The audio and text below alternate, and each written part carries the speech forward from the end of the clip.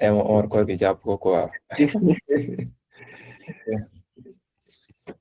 Ok, je pense que tout le monde est là. Voilà.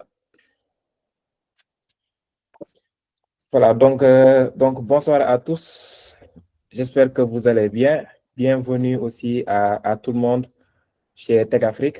Donc moi, je m'appelle Bamba Sall. Je serai votre modérateur aujourd'hui. Donc je suis un Salen aussi, hein. Je ne suis pas comme les Ndiayen.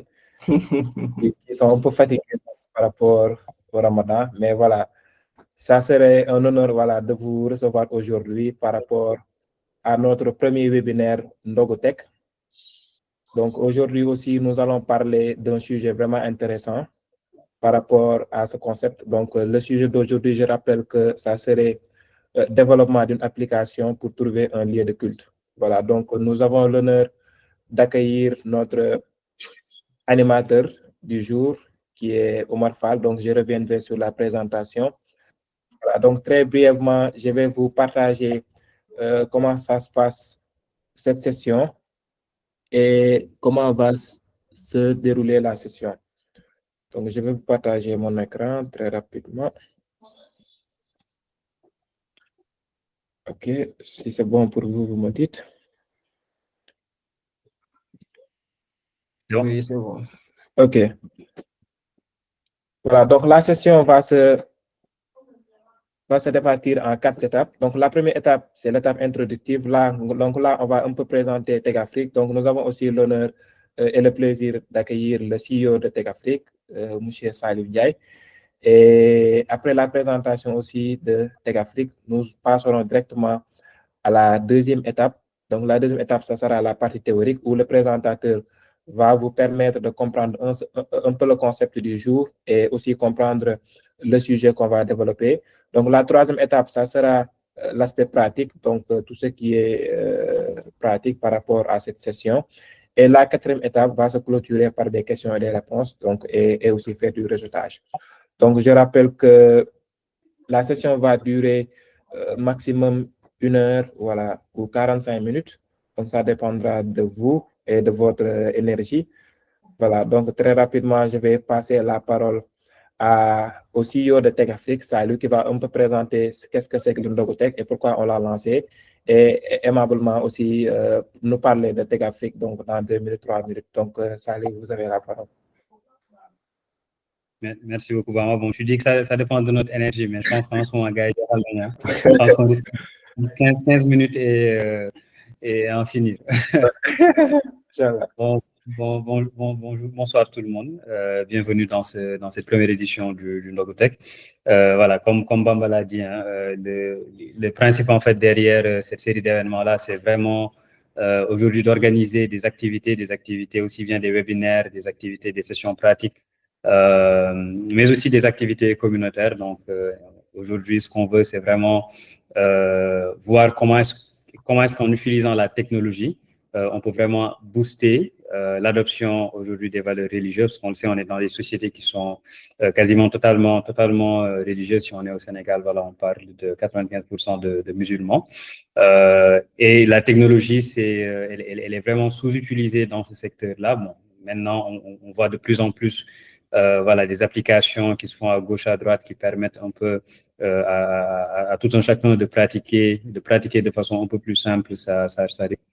Et voilà, ça reste quand même un secteur qui est on va dire sous-servi par la technologie. On espère qu'à travers ces sessions-là, on pourra vraiment montrer à toute la communauté technologique, aux entrepreneurs, ce qu'il est possible de faire dans la religion avec la technologie. Donc, Tech Afrique, comme peut-être une bonne partie de vous le savent déjà, hein, nous sommes une entreprise qui accompagnons des entrepreneurs dans le développement de solutions technologiques. Donc, si aujourd'hui vous avez une idée entrepreneuriale que vous souhaitez mettre en place, nous sommes là pour vous accompagner sur tout le process de la recherche utilisateur jusqu'à la mise en production, en passant par les designs, par le développement, par l'assurance qualité, etc.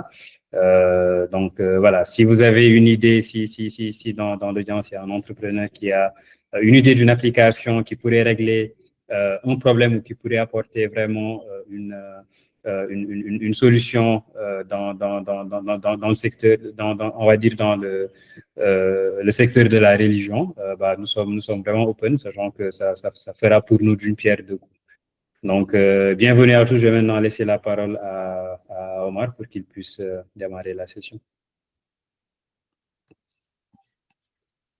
Ok, merci Salih pour la présentation. Je pense que c'est très clair. Donc, on va passer très rapidement à Omar. Donc, je rappelle que notre invité, c'est Omar Fall. Donc, c'est un expert en développement mobile. Donc, il a travaillé sur beaucoup de projets comme ce genre d'application qu'on parle aujourd'hui. Donc, il travaille aussi chez Intech, voilà, groupe, donc une société qui est au Sénégal, donc, et dans d'autres projets aussi. Donc, je vais laisser Omar, voilà, le soin de se présenter et de commencer directement la session. Donc, merci à tous et bonne session. Bonsoir. D'abord, je vais commencer par remercier Tech Afrique de m'avoir invité aujourd'hui pour pouvoir un peu présenter notre thème portant sur comment créer une application pour les lieux de prière. Bon, avant de démarrer, je vais juste faire une brève présentation de moi. Je pense que Bamba l'a déjà fait, mais peut-être essayer de donner aussi mon avis sur ça. Bon, je vais partager mon écran.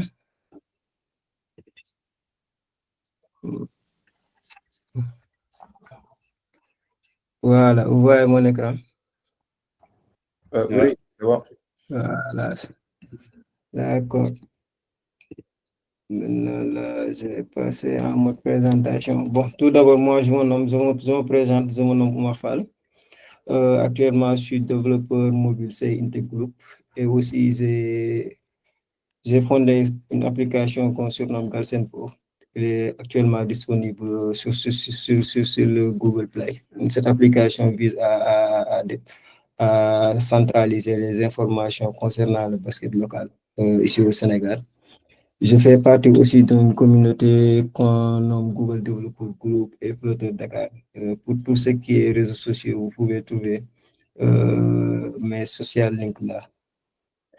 Aujourd'hui, je vais vous présenter comment développer une application. Avant peut-être de commencer sur la partie pratique, on va essayer de faire quelques théories concernant comment développer une application pour des lieux de prière. Déjà, pour faire juste une brève explication, nous, on a déjà commencé à travailler sur ces genres de projets avec l'équipe Khadramop. Mais plus particulièrement, nous, on est en train de faire une application qui va cartographier les lieux de culte et les lieux de zikr en quelque sorte. Maintenant, là, on a l'introduction. Nous allons explorer comment développer une application conçue pour aider les gens à trouver les lieux de prière tels que les mosquées. Mais aussi, quand on parle de lieux de prière ou religion, on peut trouver aussi d'autres comme les églises et autres choses. Mais vu qu'actuellement, notre thème porte un peu sur les lieux de prière, on va se concentrer uniquement sur les mosquées en quelque sorte. Voici le plan. On va déjà commencer par tout ce qui est analyse de l'existant et des spécifications des besoins, fonctionnalités clés de l'application. Parce que déjà, quand on développe une application, il faut savoir que y a ce qu'on appelle des MVP. Donc, on va essayer de donner quelques fonctionnalités clés que vous pouvez utiliser pour développer votre application si vous avez déjà cette idée. Là, on a développement technique et architecture. On a aussi aspect juridique et confidentialité. On a stratégie de monétisation et marketing. Et pour finir, on va faire une démonstration, une démo et les services qu'on a utilisés pour développer l'application que je viens juste d'énumérer. Là, pour l'analyse, déjà, il faut savoir, d'abord, il faut faire une analyse de l'existant et de la spécification des besoins. Déjà, il faut connaître notre cible. L'application cible plusieurs groupes, les communautés religieuses et les voyageurs. Par exemple, ceux qui sont dans les sous-régions, ceux qui voyagent tout le temps et ceux qui partent en France ou d'autres pays, des fois, ils ont du mal à trouver des lieux de prière. Donc, développer ces genres d'applications peuvent les aider. Aussi, on a les besoins essentiels. Pour répondre aux besoins, nous devons identifier les fonctionnalités les plus importantes, telles que les horaires de prière, les itinéraires et les informations sur les lieux.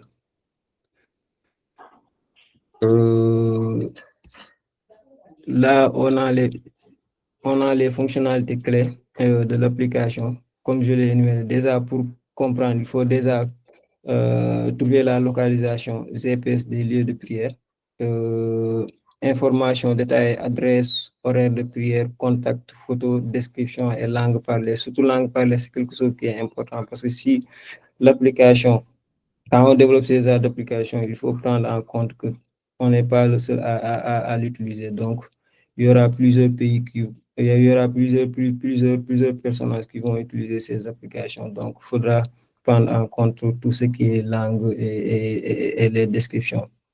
Il y a le système de recherche et de filtrage avancé par région, par langue et par service. Il y a aussi l'itinéraire de navigation. Bon, là, on peut peut-être donner quelques exemples, Google Maps, Waze et Yandex. Yandex, si je ne me trompe pas, c'est l'SDK de Yango. Yango utilise Yandex pour la navigation. On peut aussi intégrer des systèmes de notification pour les prières. Je pense qu'il y a une application qui le fait bien, Muslim Pro, si je ne me trompe pas. Il y a aussi la possibilité que l'utilisateur ajoute et mette des informations sur les lieux de prière. Nous, on l'a déjà fait avec notre application. Je pense après, je vais vous montrer ça, Inch'Allah. Après ça, bon, pour tout ce qui est développement technique, architecture et technologie, on peut choisir, par exemple, de faire l'application en développement natif ou hybride. Maintenant, pour natif, on a deux choix. Il y a partie iOS et partie Android. Pour hybride, il y a React Native, Flutter ou tout ce qui est le PWA, Web App. Pour les architectures, l'architecture peut être composée de front, back-end et les serveurs, et aussi les API pour faire la communication entre le front et le back.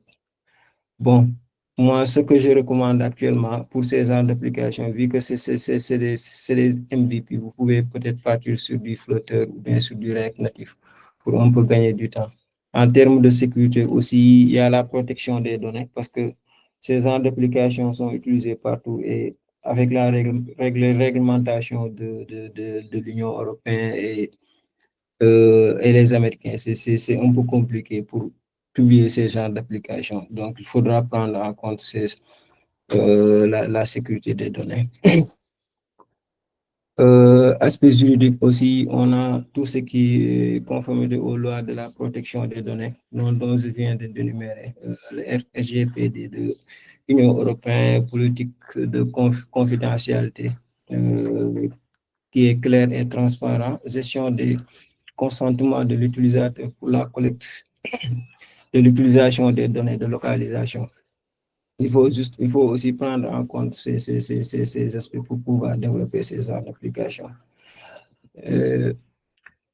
Maintenant, quand on parle d'application, bon, je pense qu'à chaque fois quand on développe une application, il y a une idée de monétisation derrière. Donc, il faudra peut-être le prendre en compte dès le début pour pouvoir monétiser l'application. Parce que déjà, on doit payer tout ce qui est serveur, hébergement et tout. Il faudra peut-être penser à monétiser l'application. Pour cela, vous pouvez intégrer directement des publicités dans l'application, faire des abonnements premium pour des fonctionnalités supplémentaires telles que la suppression de publicité et accès aux informations exclusives. On peut aussi intégrer tout ce qui est don. Je pense que nous aussi, on l'a fait avec Khadramap, donc pour aider le développement. Faire aussi des partenariats avec des entreprises locaux, restaurants, librairies religieuses et tout. Essayer de promouvoir ces librairies religieuses en quelque sorte.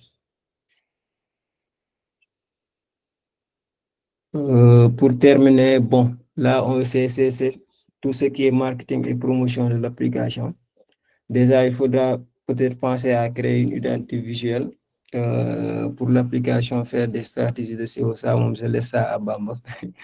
Utiliser aussi des réseaux sociaux pour promouvoir l'application, faire des partenariats et organisations religieuses, relations avec la presse, campagne de publicité et tout.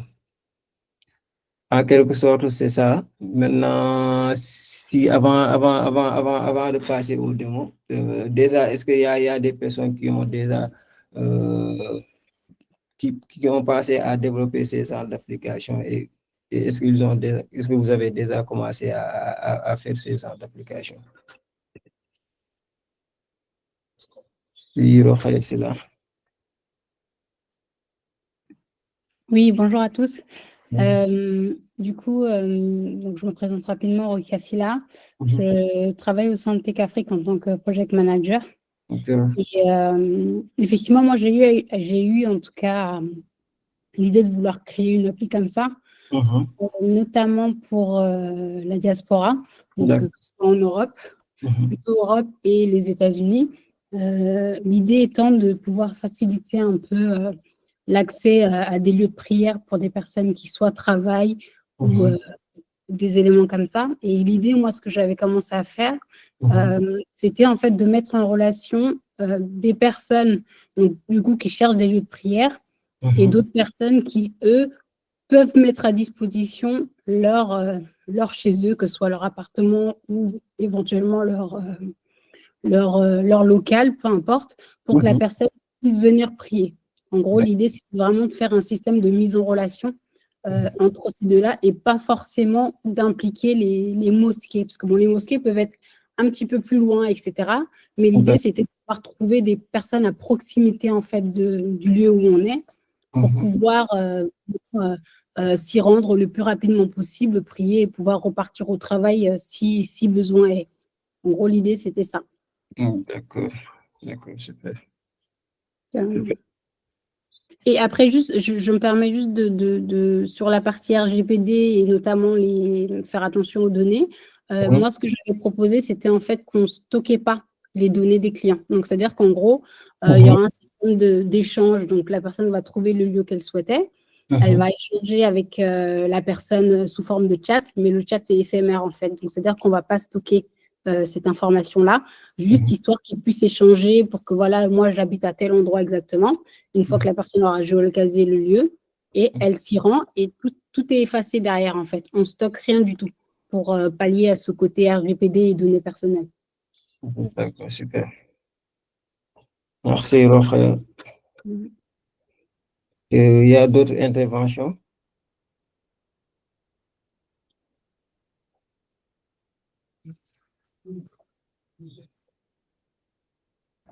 Bon, moi, j'ai une question, mais bon, c'est une question plus technique. On va déjà remercier Rokhaya pour la suggestion. Je pense que ce serait effectivement que les lieux de culte ne soient pas limités seulement au public, parce qu'aujourd'hui, si j'ai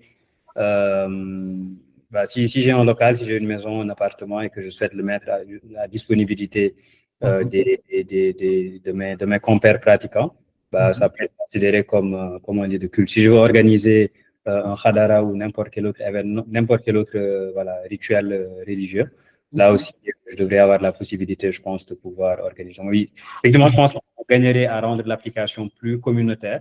Comme elle a dit, dans la diaspora, dans des pays où les mosquées sont un peu plus rares. Je pense que cet aspect-là sera plus important en réalité que juste la cartographie des mosquées. Des mosquées.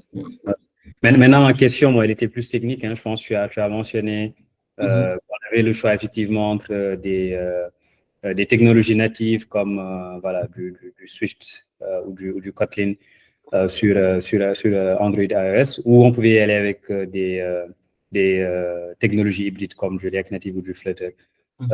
Qu'est-ce que tu verrais comme avantage et inconvénient entre ces deux approches-là? Et pourquoi est-ce que tu recommanderais justement l'approche hybride pour cette application? Bon, déjà pour la partie native, je pense que quand on développe ces genres d'applications, l'idée vraiment, ce que je recommande en termes de sécurité, aussi en termes de performance, c'est de choisir les applications natives, parce que tout ce qui est carte map, c'est un peu lourd en termes de performance. Mais là, vu qu'on développe un MVP, déjà, il faudra, par exemple, choisir deux développeurs, un développeur Android, un développeur iOS. Parfois, le coût est un peu élevé, donc on peut essayer de partir sur du hybride pour prendre un seul développeur qui va peut-être développer l'application en un seul code base et essayer d'aller plus vite. Mais en termes de sécurité, en termes de performance, ce que je recommande, c'est de le faire en natif. Parce que là-bas, tu auras plus de performance en quelque sorte. Si j'ai bien répondu à votre question. Ok, donc si je comprends bien, pour un MVP, c'est vraiment, bon, c'est plus recommandé d'utiliser les technologies hybrides, quoi, pour... Effectivement. Effectivement. Okay.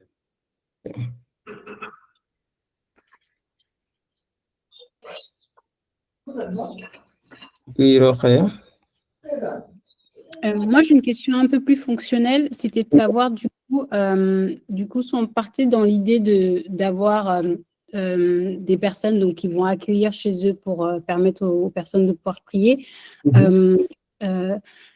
Techniquement, est-ce qu'on peut mettre en place un système où quand l'hôte qui accueille est une femme, elle ne peut être contactée uniquement que par des femmes et vice-versa. Du coup, si l'hôte est un homme, il pourra être contacté que par des hommes pour respecter un petit peu l'histoire de la non-mixité. Mais l'idée, c'est surtout de se dire...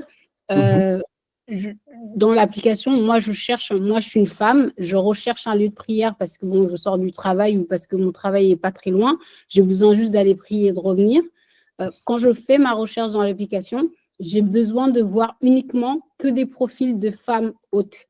Je ne veux pas voir de profil d'hommes hôtes et vice-versa. Ok.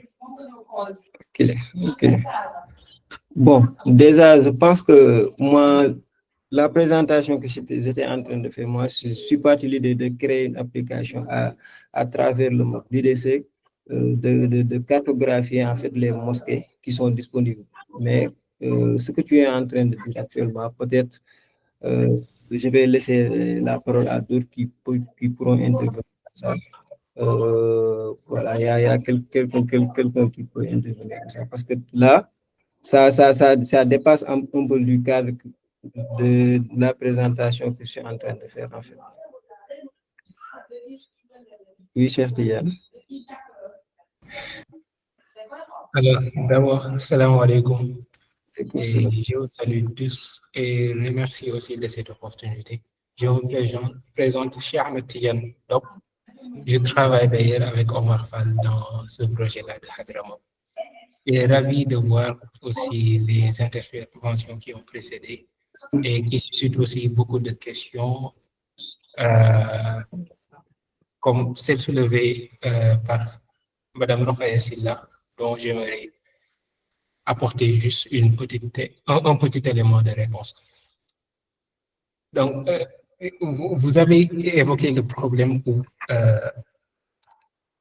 là, il y a, je peux dire, une certaine restriction dans l'accès au lieu de prière, n'est-ce pas? Une restriction basée sur le sexe de l'individu. S'il s'agit d'un homme, donc il doit y avoir l'accès sur le lieu ou pas. Je pense que nous avons au niveau de Hadramaut quelque chose du genre aussi. Parce que si vous vous rappelez, Omar, il y a le gathering time. Est-ce que c'est un lieu où mix?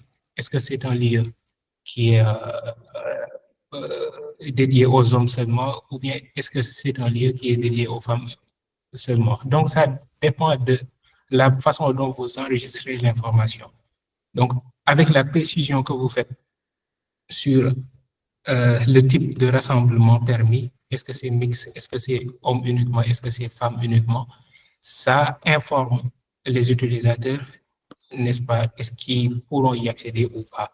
Ça, c'est quelque chose qui est appliqué au niveau de Hadramaut. Mais parlant de façon globale, je pense la solution réside dans la façon dont vous implémentez votre logique, dans le sens où, lors de la création des comptes d'utilisateurs dans la solution que vous produisez, vous demandez également le sexe de l'individu, n'est-ce pas? Vous pourriez paramétrer maintenant les données qu'il va voir sur la base de cette information, d'accord? Donc, c'est l'élément de réponse que je voulais ajouter à cela. Si ça ne sort pas du contexte également, bon, je pourrais intervenir un peu plus sur quelques challenges et quelques outils, n'est-ce pas, qu'il faut considérer en créant une solution qui permet la localisation de lieux de prière. Donc, pour cet élément-là, j'attends juste votre confirmation et je pourrai y intervenir, Inch'Allah.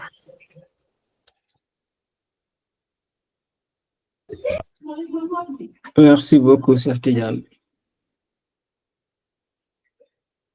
Je pense que si Madame Roche est satisfaite de réponse, bon, on pourra continuer. Oui, non, effectivement, j'ai bien entendu ce qu'il a dit. C'est très bien. D'accord. Excusez-moi d'ailleurs.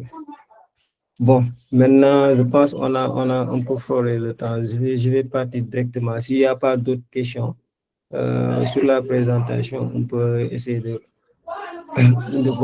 voir l'application et quels sont les services qu'on a utilisés pour développer l'application. Oui, moi, je pense qu'on peut passer à la seconde étape. Voilà, voilà, c'est bon. Donc, passer aux démos. Donc, et les autres aussi, si vous avez des questions à tout instant, donc ici, c'est Nations Unies, hein, vous pouvez poser vos questions à chaque instant. Donc, posez vos questions, échangez et autres. Merci, Omar. Ok. Je vais peut-être arrêter mon partage pour... Excusez-moi.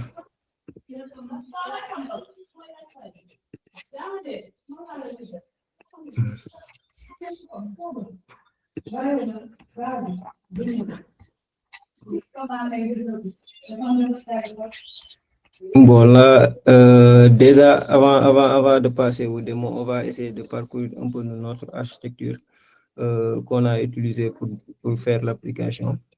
En quelque sorte, voici notre code Flutter pour ceux qui sont, pour les profils tech. Après, on va revenir pour les profils non tech en quelque sorte. Maintenant, là, on a notre technical design documentation de Hadramaut qui explique un peu quels sont les services qu'on a utilisés pour développer l'application. Là, on a l'architecture, une vue d'ensemble de l'architecture. Ici, on a utilisé du feature first en quelque sorte. L'application est construite avec Flutter et utilise l'architecture modulaire basée sur des fonctionnalités.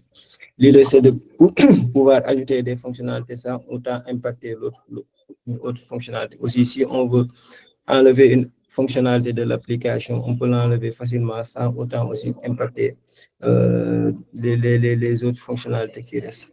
Avantage de l'architecture, il y a la maintenabilité. Chaque fonctionnalité est isolée, facilitant les modifications.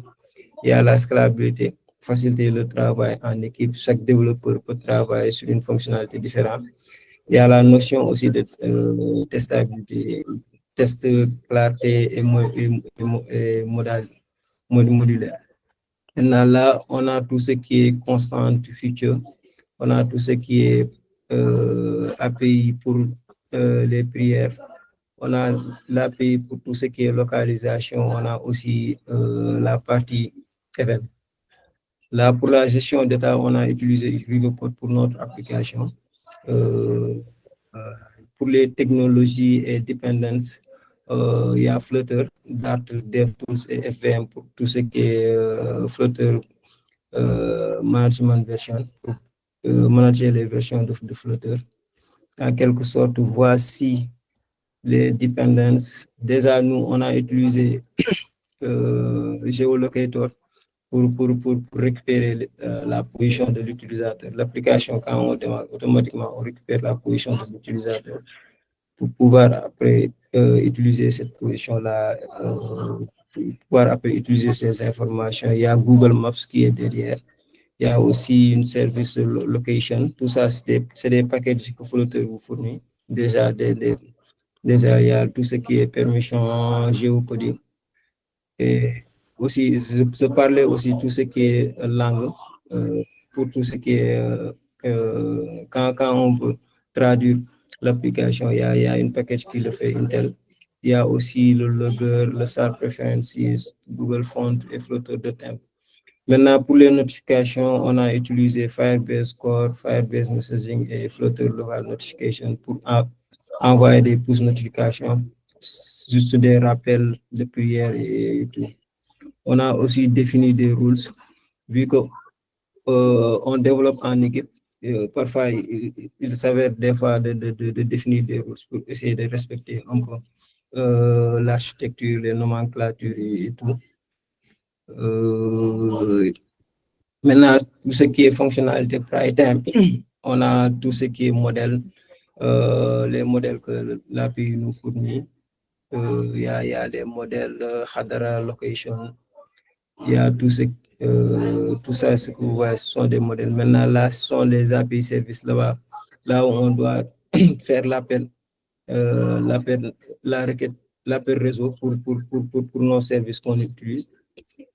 Ici, il y a le standard de développement, les codes styles qu'on utilise, les codes à respecter et tout. La partie test, la partie configuration du setup, l'environnement de variables. Vu qu'on a une architecture microservice côté backend, donc il fallait faire des environnements de variables pour pouvoir contrôler les URL qu'on nous fournissait. Ici, il y a la partie déploiement, comment on déploie l'application, si on veut générer un APK ou bien on veut builder sur AS. Tout ça, objectif performance, on voulait aussi faire des tests temps de démarrage 7 secondes, smart scrolling, 60 fps, taille de l'application inférieure à 30 MB. Tout ça, on est en train de travailler là-dessus, optimisation et sécurité de l'application. Tout ça, c'est déjà implémenté. Maintenant, ce qui reste peut-être, c'est les data sécurité, encrypter les données, sécurité storage pour les tokens, validation des données et tout. Là, il y a le logger qui nous permet, par exemple, de faire loguer les informations. Il y a la monitoring, tout ce qui est Firebase, analytique, Sentry, mais nous, de notre part, on utilise Sentry pour cacher les erreurs en quelque sorte. Il y a aussi le workflow, notre CI/CD. On a utilisé Code Magic et Showbo pour le déploiement continu. Code review, souvent c'est moi ou bien l'autre Yaba. Nous faisons tout ce qui est code review, côté code source. En quelque sorte, c'est ça. Maintenant, hier, j'ai eu à faire une application, vu que c'était pas prévu pour faire le démo. Puis après retrouver l'application là pour ceux qui veulent démarrer. Je l'ai nommé Flutter UI Kit. C'est un template de pré-démarrage. Vous pouvez forquer le template et commencer à intégrer. Au fur et à mesure, je vais intégrer quelques fonctionnalités concernant le map, les services qu'on doit utiliser et tout. Ça, je pense après, je vais partager ça à Bamba. Il pourra vous donner ça. Maintenant, pour la démo, attendez, je reviens. Excusez-moi.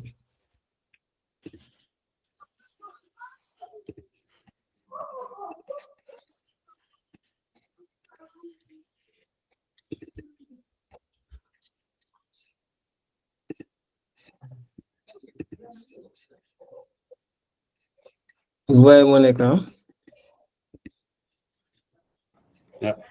Voilà. On a fait une petite vidéo pour vous montrer un peu comment l'application fonctionne en quelque sorte. Là, on peut choisir. Là, dès qu'on rentre sur l'application, on a tout ce qui est horaire de prière,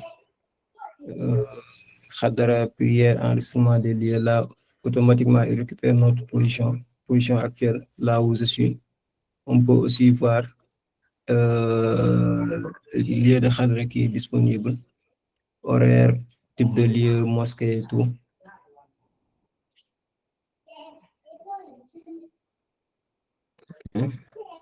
Voilà, là, pour nous donner aussi, voilà, là, on peut faire des recherches par distance, 5 km, 10 km. Là, la position où on est.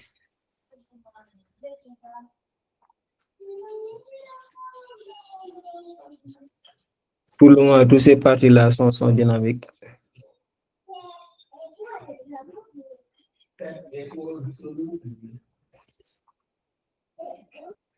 Là, on peut voir les heures de prière.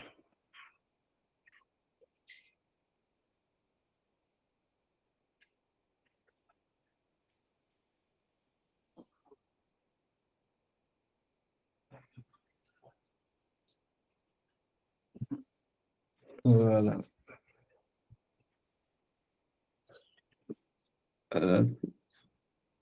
Là, on récupère tout ce qui est position et voilà. Là aussi, il y a un système de j'aime pour les événements. Maintenant, c'est la partie connexion. Il faudra déjà remplir votre nom, prénom pour pouvoir enregistrer un lieu.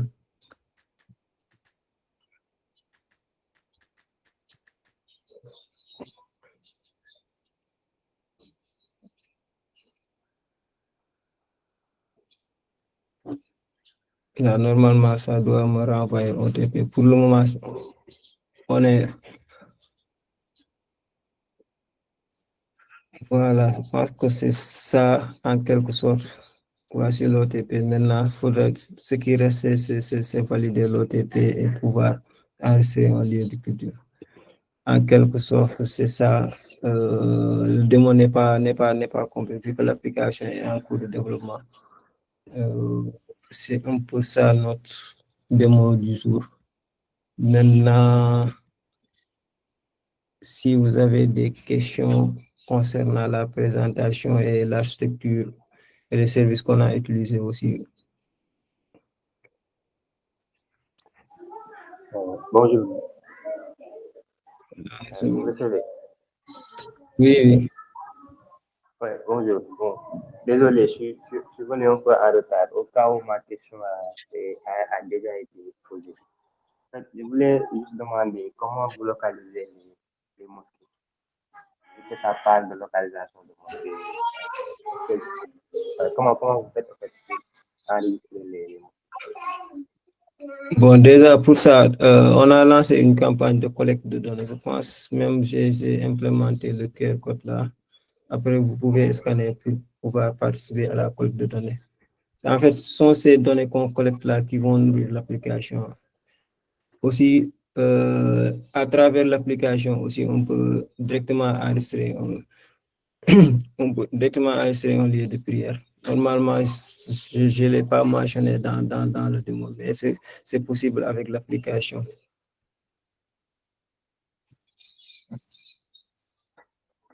Donc, c'est l'utilisateur qui enregistre une mosquée. Voilà, en quelque sorte, c'est l'utilisateur. L'utilisateur peut enregistrer. Par exemple, moi, je peux partir à Kédougou et je trouve un lieu de prière qui n'est pas enregistré dans l'application. Je peux ouvrir l'application et enregistrer directement le lieu là-bas. Maintenant aussi, on a implémenté tout ce qui est certification de lieu parce que déjà, parfois, on peut enregistrer des lieux qui ne sont pas corrects. Il y a un système de vérification derrière pour ça. D'accord, c'est ce que je voulais savoir. Au cas où il peut y avoir des fausses mosquées en question. D'accord. Merci. C'est Amadou qui lève la main. Bonsoir tout le monde. Bonsoir. Bonsoir. Bon, merci tout d'abord, Omar, pour la présentation.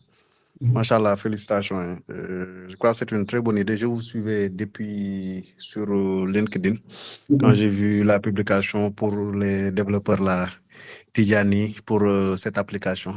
Vraiment, c'est top d'avoir cette idée. Et remercier tout d'abord aussi l'équipe de Tech Afrique avec Saliou. Mam Saliou, avec qui j'ai partagé la même école d'ailleurs. Je me rappelle quand j'étais en première année, lui, il était en 5e année là. Mam Saliou, ziar naa la. Voilà. Bon, c'était plutôt des questions, je sais pas, suggestions. De toute façon, celui qui a intervenu tout à l'heure là, il a eu à le dire par rapport à la position. Bon, en fait, c'était juste pour demander comment récupérer les positions. Là, vous avez montré tout à l'heure que c'est les utilisateurs eux-mêmes qui remplissent ces positions. Mais moi, je me demandais, est-ce que ces positions ne sont pas déjà disponibles sur Google Maps? Parce qu'il y a des lieux de prière que je vois là-bas, où c'est indiqué les mosquées ou pas. Je sais pas moi. Mais je sais pas si est-ce qu'il y a des API dispo où l'on peut récupérer directement ça. Sinon aussi, bon, c'est une bonne idée ce que vous avez fait, ça de penser à côté aussi à collecter les lieux de prière. Mais si c'est déjà disponible sur Google Maps, je ne sais pas checker, ce serait une bonne idée. Sinon, l'autre, c'est également la même chose, mais par rapport aux heures de prière. Aux heures de prière. Parce que je vois sur le net, il y a beaucoup de plateformes où il y a les heures de prière. Je voulais savoir juste, vous, à votre niveau, au niveau de Hadramap, comment est-ce que vous avez géré les heures?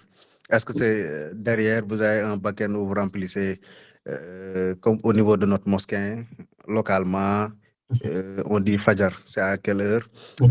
Tisbar, c'est à telle heure, et vous remplissez votre formulaire, tac, et derrière, au niveau du back-end, c'est récupéré, le mobile récupère et affiche. Ou bien il y a une API directe que vous utilisez, voilà, pour ça. C'était ça, les questions, interventions et suggestions. D'accord, merci beaucoup, Amadou.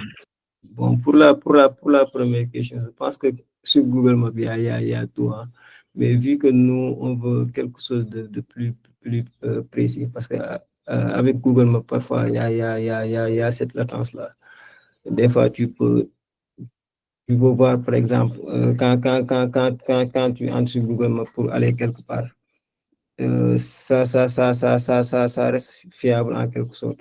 Maintenant, l'idée, c'est de faire quelque chose qu'on va essayer de collecter les données nous-mêmes, aller sur les lieux, collecter les données là-bas et faire entrer et le faire update directement sur l'application en quelque sorte. Maintenant, pour l'autre question, je pense que Cheikh Tidiane, c'est lui qui est chargé du développement back-end. Lui, il pourra intervenir sur ça. Cheikh Tidiane. Oh, ok, d'accord. Merci, Omar. Et merci, Amadou, pour les éclaircissements et la question aussi. Je pense le premier, c'était par rapport. Ouais, je vais rebondir sur la même, sur ce qu'a dit Omar et aussi. Sur Google Maps, en effet, les données qui s'y trouvent, ce sont des utilisateurs la plupart du temps, ou bien les services de Google Maps, même internes, qui les mettent. Ce qui en fait un service public où il y a beaucoup de données, certes, mais il n'y a pas toutes les données, en effet. Et donc, on peut l'utiliser comme il y a beaucoup de données, effectivement, mais dans le cas précis de Hadrama, par exemple, où il ne s'agit pas de lieu de prière tout simplement, mais de place aussi où il est possible de faire le zikr en communauté, n'est-ce pas, pour la communauté Tidjani. Là, l'information spécifique n'est pas forcément présente sur Google Maps.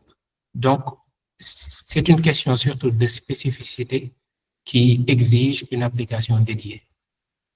Ça, c'est un point aussi. Et les sources de données peuvent différer également. il y a la possibilité pour les utilisateurs de l'application de nourrir l'application avec les données qu'ils enregistrent eux-mêmes, mais en interne également, comme ça se fait dans les Google Maps aussi. Ils ont d'autres stratégies pour trouver aussi des données et également exiger aussi par des questions de fiabilité des données qu'il y a dans l'application, de sécurité des données aussi et autres considérations. Donc ça, c'est par rapport aux données. Par rapport à la seconde, aux heures de prière, il y a pas mal d'API, n'est-ce pas, dont l'un s'appelle Alazan API, qu'on utilise en interne sur Hadramap. Je m'en vais partager directement le lien sur le chat. Et cet API-là vous permet d'obtenir les heures de prière à temps réel, n'est-ce pas? Chaque jour ou bien de façon mensuelle, le calendrier de prière en tout cas est disponible avec plusieurs informations. Ça ne se limite pas uniquement sur les 5 prières, mais ça peut vous donner l'heure que nous attendons tous, c'est-à-dire l'heure ndogu bi, n'est-ce pas? Ça vous donne l'heure pour le IMSAC et même les 3/4, n'est-ce pas, des heures de la nuit pour ceux qui prient les nafila la nuit, les tarawih. Quelle est la bonne heure pour le premier tiers, je veux dire, le second tiers et le dernier tiers, etc.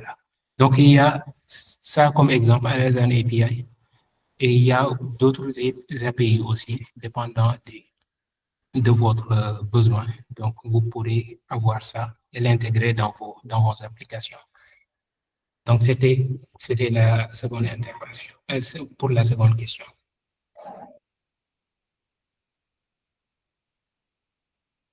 API comme fuseau horaire. Effectivement, l'API prend des paramètres.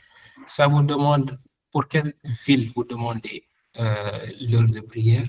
Ça vous demande aussi quelle méthode vous utilisez. Parce que vous savez, sur la base des mazhab qu'il y a différentes façons de calculer les heures de prière. Donc, vous pouvez lui préciser la ville, n'est-ce pas, le jour pour lequel vous demandez l'heure de prière et quelle méthode aussi vous utilisez.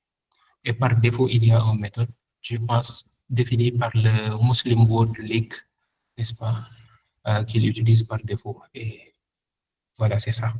Par rapport à la question de Rokhaya Silva. Bon, je pense qu'il nous reste à peu près 10 minutes. Donc, s'il y a d'autres questions, vous pouvez... Donc, une dernière précision importante, peut-être. OK. Aussi, pour revenir au thème, par rapport à la localisation des lieux de prière, il y a une considération importante. Certes, il est facile d'interroger l'API de Google Maps ou bien OpenStreetMap pour obtenir les coordonnées, n'est-ce pas? Faire du géocoding, vous lui donnez une adresse et d'obtenir les coordonnées longitude. Mais la précision que vous obtenez de ces données-là est importante.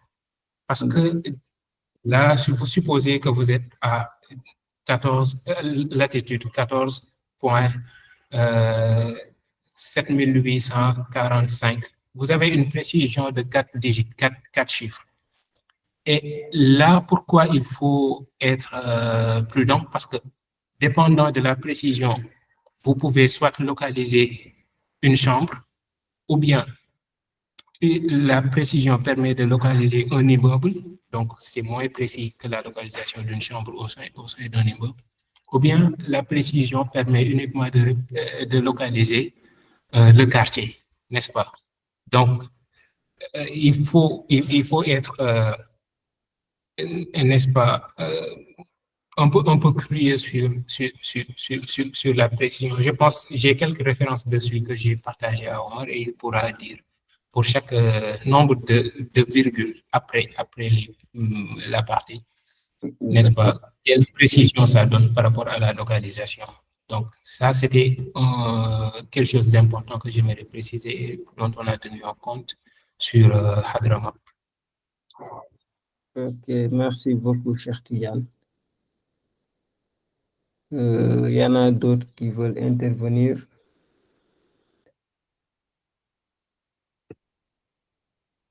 Moi, j'avais juste une question sur la fiabilité parce que du coup, c'est les utilisateurs qui renseignent les mosquées.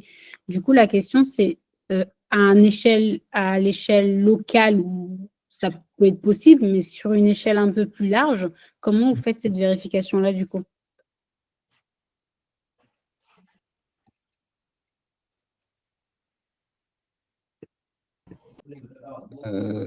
Pour ce cas, bon, certes, Yann, si tu peux revenir. Ah oui, bon, par rapport à la fiabilité des données, vous savez, il y a des compromis à faire toujours. Pourquoi? Parce que si on faisait une restriction sur les gens qui vont enregistrer les lieux de prière dans l'application, la quantité de données qu'on va avoir sera très réduite par rapport à si c'est le public qui va renseigner les informations. Et dans ce cas-ci, on aura moins de données, mais des données plus fiables parce que ça sera nous-mêmes qui allons enregistrer les données. Mais imaginez les moyens. Qu'est-ce que ça va exiger pour couvrir une application destinée à être utilisée partout dans le monde? Ça sera très difficile, n'est-ce pas? Ça, c'est un élément à considérer. Le second élément, c'est quoi? C'est quand on laisse le public renseigner les données, là, la fiabilité devient problématique parce que tout le monde va mettre des données, quoi que ingénieux soit les façons dont on traite les données en arrière, mais il y aura peut-être des données moins fiables que d'autres. Et dans ces deux éléments-là, nous avons dès le départ réfléchi à des stratégies pour l'intégrité, la fiabilité et la sécurité des données. Comme quoi? D'abord, tout utilisateur qui va enregistrer une donnée va s'authentifier. Ça, c'est une première étape de sécurité. Il va s'authentifier, il va recevoir un code OTP sur le numéro de téléphone avec lequel il ouvre un compte, ce qui permet de lier toute donnée enregistrée dans l'application avec l'utilisateur qui l'a fait. Ça, c'est une première étape. Et seconde étape, c'est l'application, de temps en temps, demande aux utilisateurs qui se trouvent dans la localité où le lieu de prière a été enregistré, n'est-ce pas?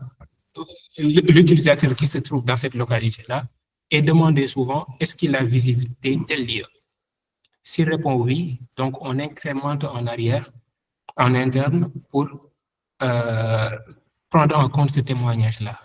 Et plus un lieu a été témoigné comme fiable, donc plus il y a d'utilisateurs qui ont témoigné avoir visité ce lieu, plus on gagne en fiabilité de l'information.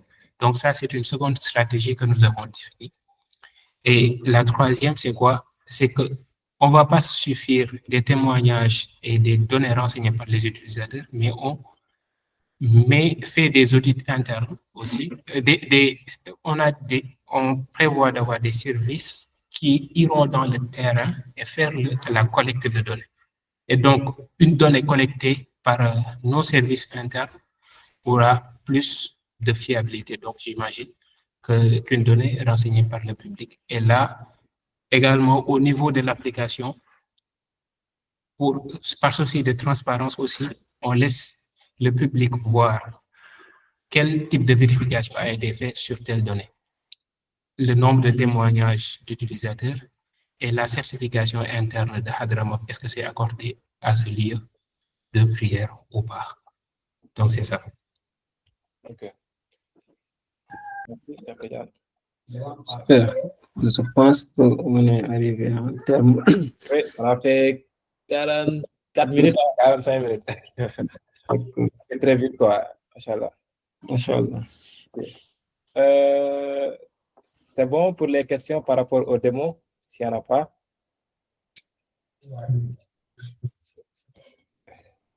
Est-ce qu'il y a des questions pour les autres ou des gens qui veulent intervenir, des suggestions?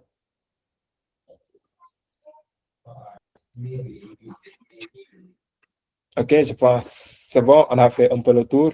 Voilà, donc on a fait 45 minutes. Donc, je rappelle un peu quelques règles. Voilà, ce n'est pas des règles, mais juste vous rappeler qu'on avait prévu de faire la session, par exemple, pour vous permettre de faire l'application en direct.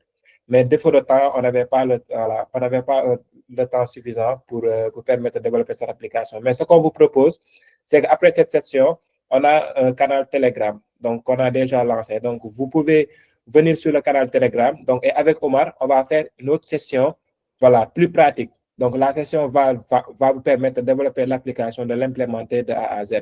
Voilà, donc c'est pourquoi on a lancé le canal Telegram. Donc, j'ai partagé le lien Telegram sur le chat. Donc, vous pouvez voir ça sur le chat et rejoindre le Telegram. Donc, à partir de ce canal, on va faire une autre session. Donc, cette autre session va être plus pratique. Pas avec Hadara, mais on va faire, par exemple, une application qui sera conçue, voilà, pour trouver des lieux de prière. Donc, c'était après cette précision. Donc, je rappelle, voilà, que c'était juste ça, cette précision. Si c'est bon pour vous, donc, on peut partir sur la dernière étape, donc, du réseautage ou des questions. Pardon, si vous permettez. Allez-y.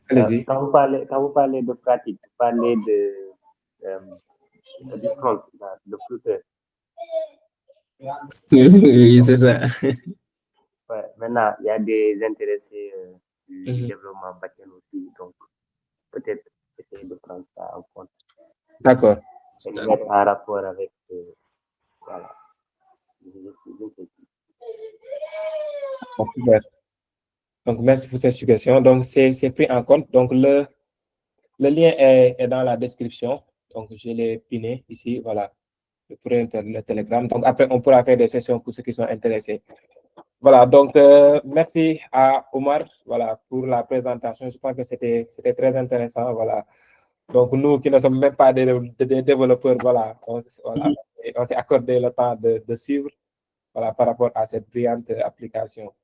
Donc, c'était tout pour nous. Donc, la dernière étape, c'est de vous rappeler par rapport aux autres thèmes. Donc, je rappelle que mercredi prochain, on aura une autre session avec un autre invité. Donc, s'il y a aussi des personnes qui vont intervenir, voilà. Donc, je vous rappelle que notre prochain thème, ça parle d'intelligence artificielle, comment ils peuvent intervenir dans la religion. Voilà. Donc, on parle d'IA actuellement dans le monde, on parle d'IA dans l'Afrique ou dans la diaspora. Donc, ceux qui veulent intervenir dans ce thème aussi, vous pouvez vous signaler dans le canal Telegram ou dans le chat. Donc, on va parler d'intelligence artificielle, comment ils peuvent intervenir dans la religion. Et on va clôturer aussi avec notre dernier mercredi, donc le mercredi qui va venir aussi avec un autre thème. Donc, s'il y a des experts qui sont dans cette session aussi, vous pouvez vous signaler ou même dans le canal Telegram pour intervenir dans nos différents thèmes. Voilà, donc je vais donner la parole à Serigne Salih, histoire de clôturer et de donner le dernier mot. Donc, merci à tous et ça a été un plaisir, voilà, de vous modérer cette session. Et merci aussi à l'équipe de Hadara Map, donc non seulement avec Omar qui a pris le temps de nous animer cette session, mais aussi, voilà, aux autres membres. Donc, merci à tous et je donne la parole à Serigne Salih pour clôturer. Merci Bamba. Je remercie aussi l'équipe de Hadara Map, Omar et Ahmad. Je pense que c'était une session vraiment édifiante. On a appris non seulement, on a eu des connaissances techniques, mais on a aussi eu, moi j'ai appris pas mal de choses sur le Hadara et l'estimation des heures de prière. Donc, je pense qu'il faudrait qu'on fasse des sessions juste sur cela. Mais voilà, en tout cas, c'était inspirant. J'espère que voilà, c'est le cas un peu de tout le monde. Comme on l'a dit, l'idée c'est vraiment durant tout le mois d'effectuer des activités communautaires, d'essayer de vraiment montrer comment aujourd'hui la technologie peut être mise à profit de la religion. Donc, n'hésitez pas si vous avez des thèmes à suggérer, que vous souhaitez présenter ou que vous souhaitez juste partager. N'hésitez pas à faire des contributions pratiques, comme je l'ai dit. Tout sera mis sur GitHub et voilà, on va contribuer en mode open source.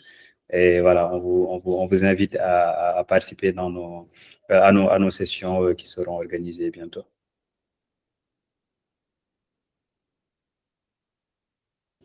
Voilà, merci Salih. Donc, pour le mot de la fin, donc notre canal Telegram est là. Donc, vous pouvez commencer déjà à rejoindre pour notre prochaine session. Donc, ça sera purement pratique et ça sera sur Telegram. voilà, avec Oumar, effectivement. Donc, c'était ça mon dernier mot. Donc, je vous souhaite bonne rupture et bon ndogu au Ndiayen. Je pense que c'est ça. Voilà, je vous souhaite bonne rupture et aussi bon ndogu aussi. Merci beaucoup à vous aussi. Merci aussi à Oumar. Merci. Et à la prochaine. Ndogu. Merci.